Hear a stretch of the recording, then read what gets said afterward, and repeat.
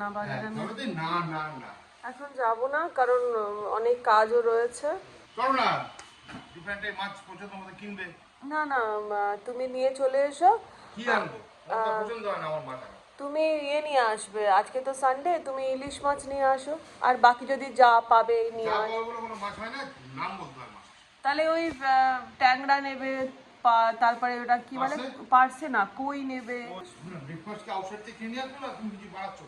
না না না না, ব্রেকফাস্ট কিনে নিয়ে আসতে হবে না, আমি দেখছি কি বানানো যায়। গুড মর্নিং, আমি মণিদীপা, আমার চ্যানেল 91 তোমাদের অনেক স্বাগত।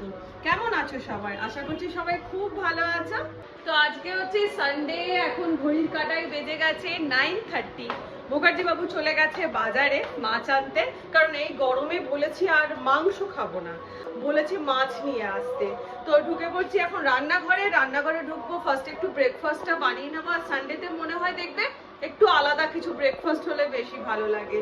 আর এইখানে এই যে ডিম সেদ্ধ করে রাখা আছে। এবার তোমরা ভাবে এতগুলো ডিম সেদ্ধ কেন? এতগুলো ডিম সেদ্ধ এই কারণেই, আজকে আমি যাব আমার বিকেলবেলা, আজকে যাব আমার এক বন্ধুর বাড়িতে। তো ও না আমার হাতের হাঁসের ডিম কষাটা খেতে খুব ভালোবাসে। তো সেই জন্য হাঁসের ডিম এই যে এতগুলো সেদ্ধ করে রাখা আছে, ওরা অনেকজনই মেম্বার আছে। আর প্লাস আমাদের সকালের জলখাবারের জন্য পোলট্রির ডিম সেদ্ধ করে রাখা আছে। আর তার সাথে করব হচ্ছে এই যে সুজি বলতে সুজি ঠিক না, উপমা করব আজকে ব্রেকফাস্টে। তো চলো আগে ছাদে যাই, ছাদ থেকে গিয়ে আগে এটা তুলে নিয়ে আসি, কারি পাতাটা তুলে নিয়ে আসি। আর আজকে একটা কথা বলে দিচ্ছি, আমাদের এখানে রক্তদান শিবির হচ্ছে পাড়াতে। সকাল থেকে কানের মাথা খেয়ে বসে আছে, এত গান চলছে। আমার আওয়াজটা তোমাদের কাছে পৌঁছচ্ছে কিনা জানি না, এত জোরে গান বাজছে। চলো কারি পাতা তুলে নি।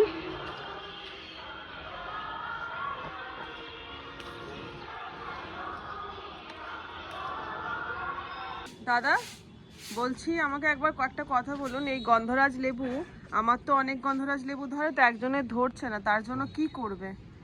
তার জন্য কি করতে হবে, করতে হবে, ওই গাছের গোড়ায় সার দিতে হবে। কি সার? পটাশ আর ফসফেট 50 গ্রাম করে প্রতি গাছে। আচ্ছা, প্রতি গাছে 50 গ্রাম করে পটাশ আর 50 গ্রাম করে ফসফেট দিয়ে দিলে। আর ওই গোড়াটাকে বেশি করে ঘুষে দিতে হবে। ঘুষে দিয়ে 1 সপ্তাহ জল দেবে না, ওতে পাতা 2-4টে পড়লেও গাছে ক্ষতি হবে না। তারপরে অল্প পরিমাণে জল দিয়ে দিয়ে আস্তে আস্তে বাড়াতে হবে, তারপরেই ফুল এসে যাবে। আচ্ছা ঠিক আছে, আমার তো অনেকই লেবু হয়, প্রত্যেকটা এতেই লেবু হয়েছে। হ্যাঁ, এটা দিয়ে দেন।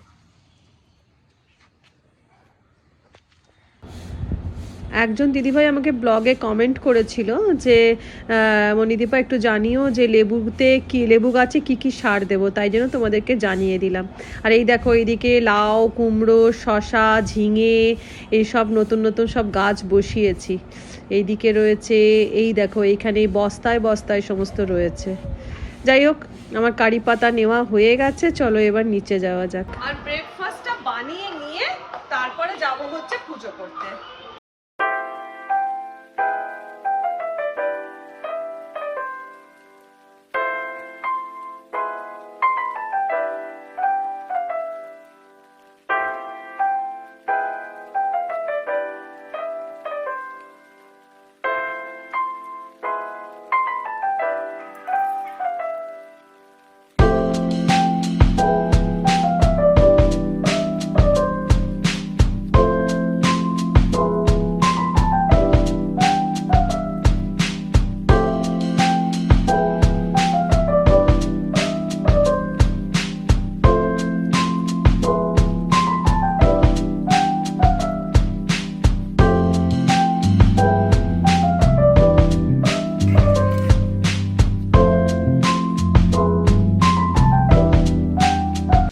ব্রেকফাস্ট রেডি, এই যে উপমা আর ডিম সেদ্ধ রেডি করে রাখলাম। এবারে যতক্ষণ না মুখার্জি বাবু আসছে বাজার থেকে, ততক্ষণ আমি পুজোটা সেরে নিই। মুখার্জি সকালবেলা না আমার অনেকগুলো কাজ করে দেয়।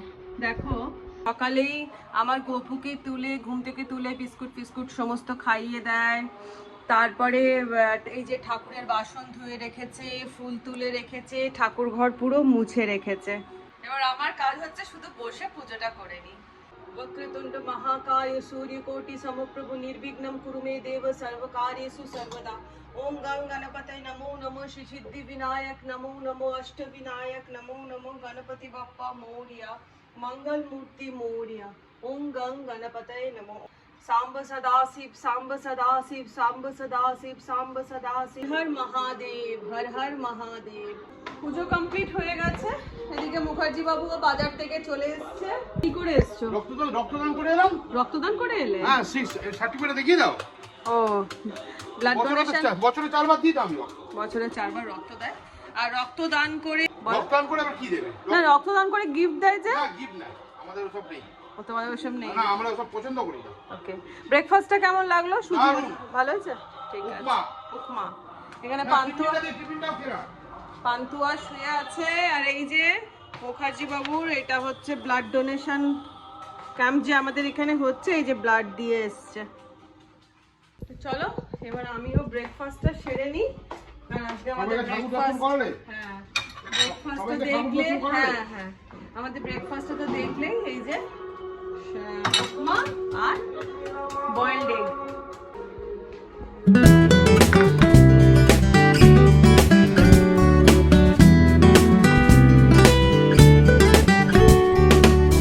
বাজারে কি নিয়ে এলো সে শেষমেশ।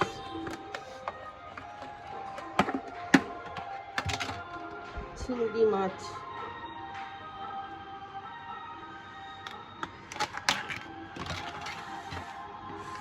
কই মাছ, বাহ সুন্দর কইগুলো, দেখো টাটকা কইগুলো।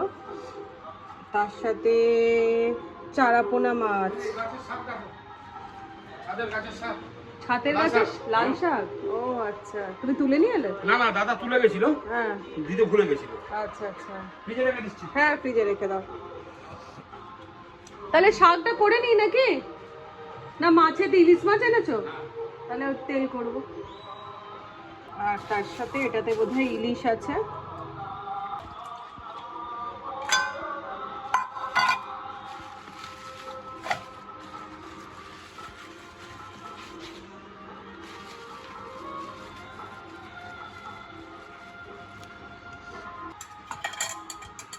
কত করে নিল ইলিশের কেজি? 1200। মানে এটা কতটা, কত কেজি আছে? এটা 700 গ্রাম ওজন আছে। 700 গ্রাম ওজন। এবার বলো ইলিশ মাছের আমি কি করব? তুমি খাদ্য রসিক, হ্যাঁ তুমি যেটা করবে সেটাই ভালো লাগবে। পরিষ্কার কথা। ইলিশ মাছের ঝোল করি? হ্যাঁ তাহলে তাই করছি। এই গরমে ইলিশ মাছের ঝোলটাই চিংড়ি ভালো। মাছগুলো দেখেছো? হ্যাঁ চিংড়ি মাছগুলো চিংড়ি মাছের ঝোল করলে ভালো লাগবে। আজ এই মাছটা করে নাও। হ্যাঁ এত বড় বড় চিংড়ি মাছের ঝোল করতে গিয়ে এটা ফুলকপি আলু দিয়ে ডালনা বা আলু পটল দিয়ে করলেও ভালো লাগবে। মুখার্জি বাবু এই যে হাঁসের ডিম ছাড়িয়ে দিয়েছে, সমস্ত ডিমের খোসাগুলো ছাড়ানো হয়ে গেছে। এবার এটার করব হচ্ছে ডিম কষা, হাঁসের ডিম কষা। তো রান্না মোটামুটি ঠিক করা হয়ে গেছে। কাঁচা ইলিশের করব, আলু বেগুন দিয়ে ঝোল করব। আর তার সাথে এই যে ইলিশ মাছের মুড়ো, লেজা, তেল এগুলো একটুখানি সামনের পাতে ভাজা করব। আর বিশেষ কিছু করব না। আর তার সাথে করব ওই বন্ধুর জন্য যেটা নিয়ে যাব, হাঁসের ডিমের লাল লাল করে কষা, সেইটা। আর কালকে আমার এক বন্ধু আছে, সেই বন্ধুর বাড়ি হচ্ছে ওই মজফরপুরের ওই সাইডে। তো ওখানকার লিচু তো খুব বিখ্যাত। তো ওর বাবা এসেছে মেয়ের সাথে দেখা করতে, তো লিচু আর আম নিয়ে এসেছে মেয়ের জন্য। তো ওইখান থেকেও কিছু আম আর লিচু আমার জন্য কালকে এসে দিয়ে গেছে।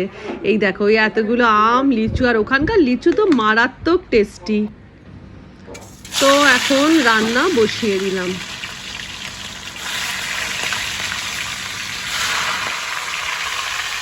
বন্দনাদি অন্নপূর্ণা ভান্ডার করা হয়ে গেছে, ফর্ম ফিল আপ? হ্যাঁ ফর্ম ফিল আপ হয়ে গেছে। ফর্ম ফিল আপ হয়ে গেছে, জমা কবে দেবে? জমা সোমবারে দেবে। তো ফর্মে কোনো রকম কোনো ভজকট আছে? না, ভজকট বলতে কি রকম? Aadhaar card, voter card, PAN card, ration card, আর স্বাস্থ্যসাথী কার্ড, আর বড় ration card, voter card, PAN card, আর ওই এসআইআর এর কাগজ। হ্যাঁ এমন কিছু কঠিন কিছুই নয় বলো, না। সেটাই। মানুষ একটা বেকার একটা হাওয়া তৈরি করছে, ভয় পাইয়ে দিচ্ছে, 12 পাতার ফর্ম, অনেক কিছু আছে, অনেক কঠিন। এমন কিছু কঠিন কিছুই নয়, যা আছে সবই মানে পারা যাওয়ার মতন। তো কে কে অন্নপূর্ণা ভান্ডারের জন্য কার কার এখনো পর্যন্ত অ্যাপ্লাই হয়ে গেছে আমাকে কমেন্ট করে জানিও। আমার কিন্তু এখনো হয়নি, কিন্তু আমি করব, অ্যাপ্লাই করব, পাই চাই না পাই। তো আমার অলমোস্ট এবেলার রান্নাগুলো কমপ্লিট হয়ে গেছে, তোমাদের হালকা করে দেখিয়ে নিই। এই যে গরম ভাত, তার সাথে এখানে রয়েছে একদম কাঁচা ইলিশের বেগুন দিয়ে পাতলা করে ঝোল, আর এখানে হচ্ছে ইলিশ মাছ লেজা মুড়োগুলো ভাজা, আর এই ছোট্ট বাটিটাতে আছে ইলিশ মাছের তেল। এবেলা শুধু এইটুকুই। আর আমার ব্লগ হবে, রেসিপি থাকবে না তা তো হয় না। তো আজকে ভাবলাম কি রেসিপি শেয়ার করব। ইলিশ মাছের বেগুনের ঝোল সবাই জানে, আর তো কিছু করছি না, কিন্তু আজকে তো লাল লাল করে হাঁসের ডিমের কষা করছি। তো ভাবলাম তোমরা সবাই হাঁসের ডিমের কষা করো, কিন্তু আমি কি প্রসেসে হাঁসের ডিমের কষা করি সেটা তোমাদের সাথে আজকে শেয়ার করব। তো চলো স্টার্ট করা যাক। তো প্রথমে আমি নিয়ে নিয়েছি এই যে সেদ্ধ আলু। আমি আলুটা না প্রায় 70% মতন সেদ্ধ করে নিই। এবার এর মধ্যে দিয়ে দিচ্ছি অল্প একটু হলুদের গুঁড়ো, দিয়ে দিলাম অল্প নুন, অল্প লঙ্কার গুঁড়ো, দিয়ে এটাকে সুন্দর করে মাখিয়ে রেখে দিচ্ছি। এবারে ডিম সেদ্ধগুলোর মধ্যেও দিয়ে দিলাম অল্প নুন, অল্প লঙ্কার গুঁড়ো আর অল্প হলুদের গুঁড়ো, দিয়ে এটাকেও সুন্দর করে আগে হাত দিয়ে মাখিয়ে রেখে দিচ্ছি। এবার কড়া বসিয়ে দিয়ে দিলাম বেশ খানিকটা সর্ষের তেল, কিন্তু তেলটা একটু বেশি হবে। তো এর মধ্যে দিয়ে দিচ্ছি এবারে আলুগুলো, মানে আমার সেদ্ধ করা আলুগুলো দিয়ে এবার এই আলুগুলোকে আমি একটুখানি লাল লাল করে ভেজে নিচ্ছি।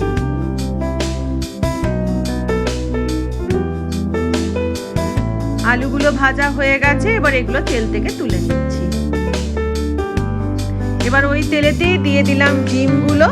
এবার ডিমগুলোকেও আমি একটু লাল লাল করে ভেজে নিচ্ছি। এবার ডিমগুলো ভেজে তুলে নিয়েছি। এবার ওই তেলেতেই দিলাম আমি তেজপাতা, গোটা শুকনো লঙ্কা আর গোটা গরম মশলা ফোড়ন দিয়ে ফোড়নটাকে আমি সুন্দর করে আগে ভেজে নিলাম। ফোড়নটা সুন্দর করে ভাজা হলেই না আমি ফোড়নটা কিন্তু তেল থেকে তুলে ফেলে দিই, কারণ এই খেতে বসার সময় মুখে গরম মশলা পড়লে কিন্তু একটুও ভালো লাগে না, অথচ তেলের মধ্যে সুন্দর একটা গন্ধ হয়ে যায়। তো এবার ফোড়ন তুলে নিয়ে ওর মধ্যে দিয়ে দিলাম জিরে ফোড়ন, গোটা জিরে। এবার দিয়ে দিলাম হচ্ছে কুচনো একদম গ্রেট করা পেঁয়াজ, আর আমি তার মধ্যে গ্রেটের ওই ব্লেডটাও ফেলে দিয়েছিলাম। তো যাই হোক, এবার এই গ্রেট করা পেঁয়াজটাকে আমি সুন্দর করে লাল লাল করে ভেজে নিচ্ছি। এবার দিয়ে দিলাম টমেটো দিয়েও ভেজে নিয়ে দিলাম হচ্ছে পরিমাণ মতো নুন, দিয়ে দিলাম এর মধ্যে হলুদের গুঁড়ো, দিয়ে দিচ্ছি এর মধ্যে পরিমাণ মতন লঙ্কার গুঁড়ো, ঝালটা একটু কমই দিচ্ছি, আর দিয়ে দিলাম কাশ্মীরি লঙ্কার গুঁড়ো আর জিরে গুঁড়ো দিলাম 1 চামচ, দিয়ে এটাকে সুন্দর করে আবার ভালো করে কষিয়ে নিচ্ছি। এবার আমি দিয়ে দিলাম এর মধ্যে আদা, কাঁচা লঙ্কা আর রসুন বাটা, দিয়ে এবার পুরো সমস্ত মশলাটাকে সুন্দর করে কষিয়ে নিচ্ছি।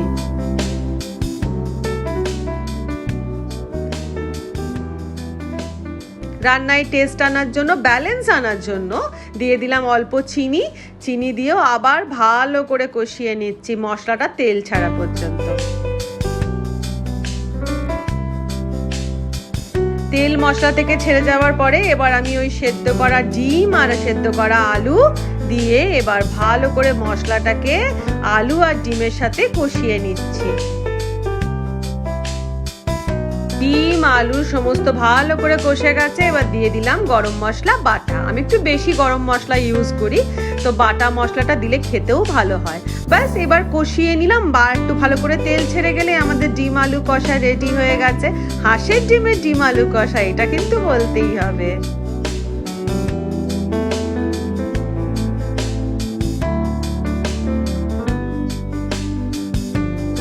এখন বেজে গেছে 1:30, আমাদের খাবার দাবার তোড়জোড় চলছে।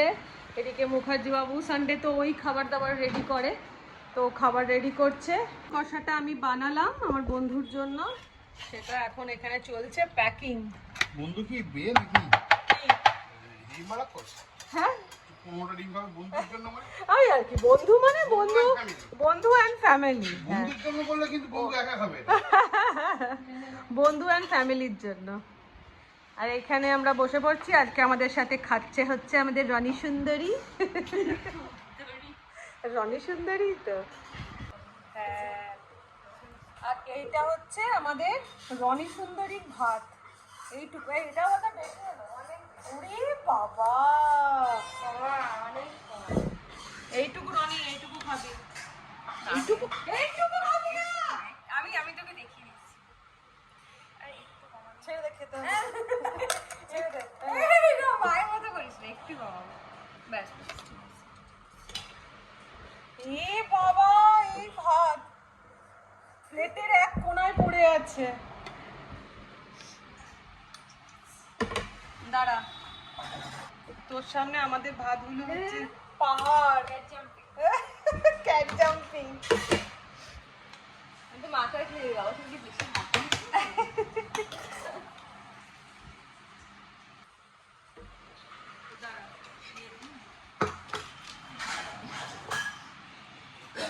কফি কাটা খাবি আমি লাগা দেবো?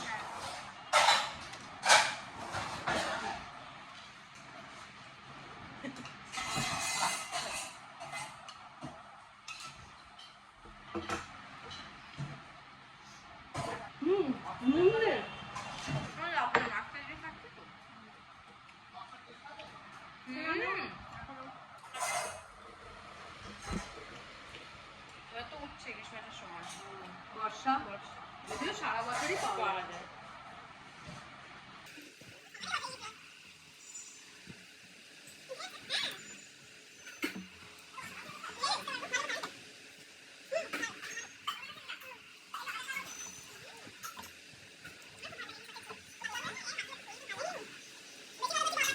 অমৃত খাচ্ছি, অমৃত। পাতলা করে ইলিশ মাছের, কাঁচা ইলিশের ঝোল আর ভাত। আর মুখার্জি বাবু কিন্তু এখনো বাসন ধুয়ে যাচ্ছে।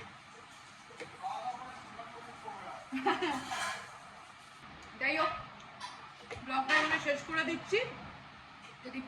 যদি ব্লগ একটুখানিও ভালো লেগে থাকে, ব্লগ তাহলে ছোট্ট করে একটা লাইক দিয়ে দিও, পাশে থেকো। আজকের মতন বিদায় নিলাম। ভালো থেকো, সুস্থ থেকো, অনেকটা আনন্দে থেকো। টাটা।